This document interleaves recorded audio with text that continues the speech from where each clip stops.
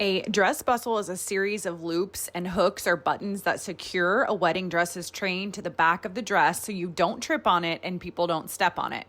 You need to get the bustle added during the alterations portion of your gown, and it usually does cost extra, and the cost of it really depends on the type of the bustle and the complexity of it because there's so many different kinds.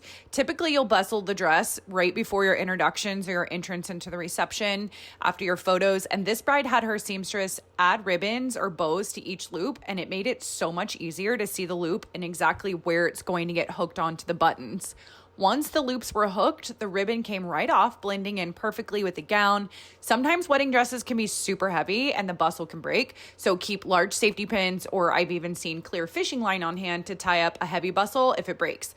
If you don't want a bustle, you can get a detachable train, a wrist loop, 2 dresses to have a ceremony dress and a reception dress, or a cape veil, which I think we're going to see a lot more of next year, by the way. So there are options if you want a train and you don't want a bustle, but also don't want the train in the way for the reception.